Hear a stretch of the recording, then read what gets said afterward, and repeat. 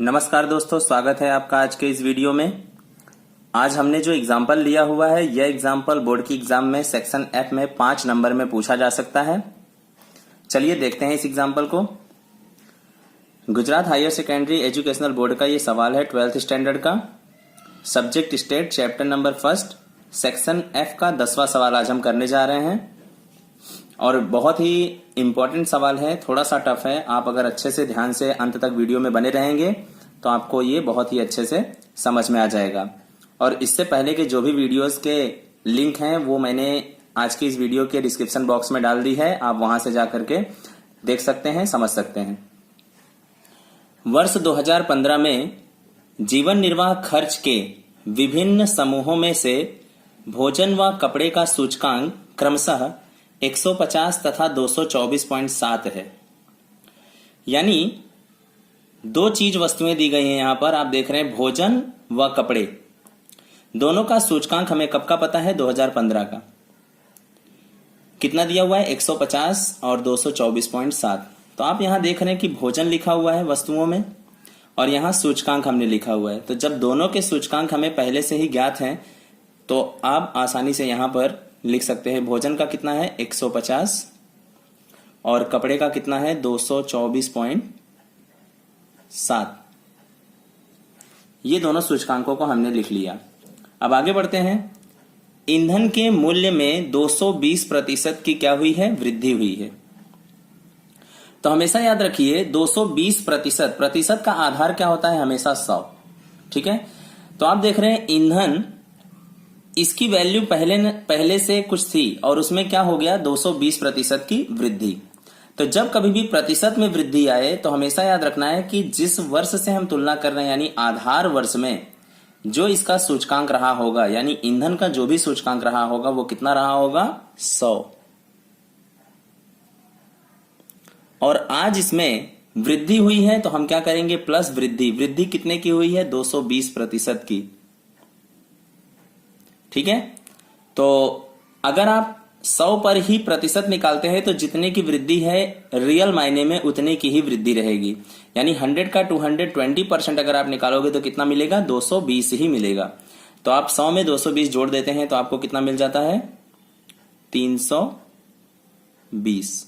यानी 2015 में ईंधन का सूचकांक कितना हो जाएगा, 320। आधार वर्ष में ईंधन का सूचकांक कितना था, 100। ये हमें कहीं बताया नहीं जाएगा लेकिन हमें खुद से ही समझना है। ठीक है, 100 प्लस 220 यानी कितना हो गया, 320। आगे बढ़ते हैं। लिखा हुआ है भाड़े का खर्च रुपए 4000 से बढ़कर 6000। यानी भाड़े का खर्च आधार वर्ष में कितना था, 4000 और चालू वर्ष यानी 2015 में कितना हो गया, 6000। तो यानी आप देख रहे हैं कि ये चालू वर्ष का मूल्य हो गया और ये आधार वर्ष का मूल्य हो गया। तो आपको याद होगा कि हम सूचकांक की गणना इस प्रकार से करते थे, चालू वर्ष का मूल्य ऊपर, आधार वर्ष का मूल्य नीचे और गुणे क्या कर देंगे, 100। ठीक है, तो यही सेम कैलकुलेशन यहां पर हम दे देते हैं। 6000 is divided by 4000 multiply by 100। तो हमें चालू वर्ष का सूचकांक ज्ञात हो जाएगा, 6000 is divided by 4000 multiply by 100। तो जो 150 आ गया ये हमारे लिए क्या हो गया, 2015 का भाड़ा का सूचकांक हो गया। ठीक है, ये भी हमें ज्ञात हो गया। अब बात करते हैं फुटकर खर्च। फुटकर खर्च के बारे में भी कुछ बताया गया है कि फुटकर खर्च 1.75 गुना बढ़ा है।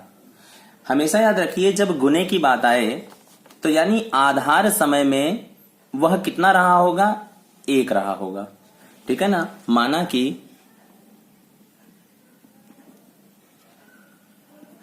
आधार वर्ष में फुटकर खर्च का सूचकांक 100 लेंगे तो भी चलेगा और आप डायरेक्टली 1 लेते हैं तो भी चलेगा, 1।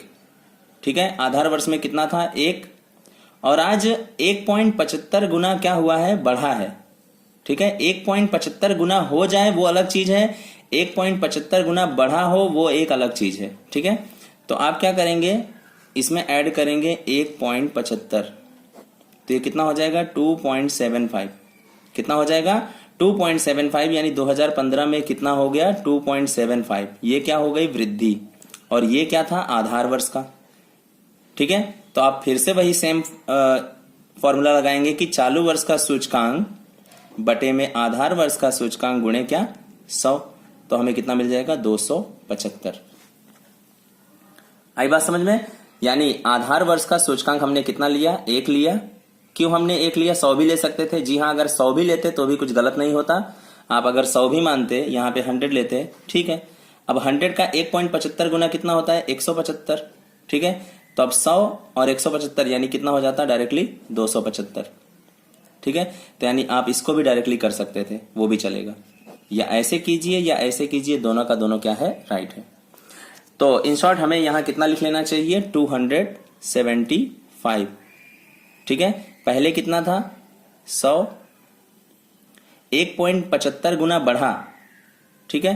तो इसका मतलब 175 बढ़ा, क्योंकि 100 का 1.75 गुना करोगे तो 175 ही आएगा। दोनों को जोड़ देते तो कितना मिल जाएगा 275, ठीक है।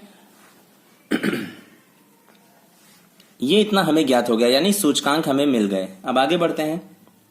प्रथम 4 समूहों के पीछे किया गया कुल खर्च क्रमशः। याद रखिए, अगर सवाल में इस प्रकार से हमें प्रतिशत में अगर खर्चों के बारे में बताया जाए तो वो क्या है, भार है, ऐसा हमें ध्यान में रखना है, ठीक है। तो यानी प्रथम 4 समूह यानी भोजन, कपड़ा, ईंधन, भाड़ा, इनका हमें खर्च बता दिया गया है कि भोजन का कितना है 40%, कपड़े का 18%, ईंधन का 12% और भाड़े का 20%। यह हमें ज्ञात हो चुका, ठीक है। तो वर्ष 2015 का जीवन निर्वाह खर्च के सूचकांक को ज्ञात कीजिए और उसका अर्थघटन कीजिए। ये सब हम बाद में करेंगे, लेकिन अब जरा ध्यान से देखिए, फुटकर खर्च का जो भार है वो हमारे पास ज्ञात नहीं है, ठीक है। अच्छा, आप एक चीज अच्छी तरीके से जानते हैं कि अगर किसी भी चीज का प्रतिशत दिया जाए तो वो पूरी चीज कितनी होती है, ठीक है ना। प्रतिशत हमेशा किस पे कैलकुलेट होता है 100 पे। यानी ये जितने भी भार हमें दिए गए हैं, अगर हमें इन सबको जोड़ना हो तो हमें कितना मिल जाएगा 100, ठीक है। यानी 40, 18, 12, 20 सबको जोड़ते हैं तो हमें कितना मिलना चाहिए 100। चलिए जोड़ करके एक बार चेक कर लेते हैं क्या 100 आता है क्या। 40 प्लस 18 प्लस 12 प्लस 20 कितना मिल गया 90। यानी यहां से यहां तक 90 हो रहा है, लेकिन हमें टोटल कितना लाना है 100। तो इसका मतलब गैप कितने का बच रहा है 10 का। तो ये जो गैप है वो किसका हो जाएगा, फुटकर खर्च का भार हो जाएगा। ये हमें गैप से मिला है, इसलिए मैं यहां पर क्वेश्चन मार्क डाल रहा हूं, ठीक है। तो आप देख रहे हैं कि हमारे पास आई की भी कॉलम आ चुकी है और हमारे पास डब्ल्यू की भी कॉलम आ चुकी है। तो हम भारित सूचकांक यानी IW आराम से निकाल सकते हैं। चलिए इन सभी का गुणा करके जोड़ लेते हैं। तो आप देख रहे हैं कि 150 गुणे 40, 150 मल्टीप्लाई बाय 40, तो कितना मिल गया 6000। फिर 224.7 गुणे 18, 4044.6, 320 गुणे 12 तो मिलता है 3840, 150 गुणे 20 यानी 3000, 275 गुणे 10 2750। अब हमें क्या करना है, इन सभी का टोटल कर लेना है। टोटल करने का मतलब क्या कर देंगे, GT दबा देंगे, तो हमें मिल जाएगा 19,634.6, राइट। ये हमें सूत्र में रखने योग्य जितनी भी चीजें थी वो हमें मिल चुकी हैं। अब हमें निकालना क्या था, जीवन निर्वाह खर्च का सूचकांक ज्ञात करना था। तो जीवन निर्वाह खर्च का सूचकांक का सूत्र होता है सिग्मा IW बटे में सिग्मा W। चलिए सिग्मा IW कितना आया हुआ है, तो आप देख रहे हैं कि 19,634.6 और सिग्मा W कितना है 100। तो आपको जवाब मिल जाएगा 196.346। अब आप देख रहे हैं कि दशमलव के बाद में दो ही स्थान को हमें लेना चाहिए, लेकिन तीसरा स्थान भी दिया हुआ है। अब इस तीसरे स्थान को देखिए, 5 या 5 से बड़ा है, तो ये जो है वो आपका एक बढ़ जाएगा, यानी फाइनल आंसर होगा 196.35। राइट, ये तो निकल गया जीवन निर्वाह खर्च का सूचकांक। लेकिन इसी सवाल में हमसे क्या पूछा गया है? अर्थघटन। ठीक है, तो यहां अर्थघटन में हमें क्या लिखना होगा? जीवन निर्वाह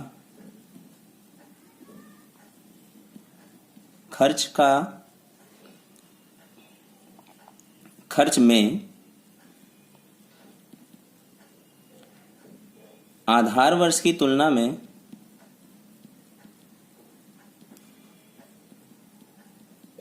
तुलना में 2015 में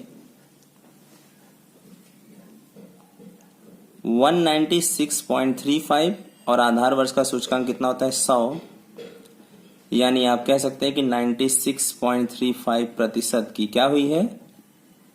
वृद्धि हुई है। ठीक है, आशा करता हूं कि आपको ये पूरा वीडियो समझ में आया होगा। वीडियो अगर अच्छे से समझ में आ रहा है, सवाल अच्छे से समझ में आ रहा है, तो वीडियो को लाइक कीजिए, चैनल को सब्सक्राइब कीजिए।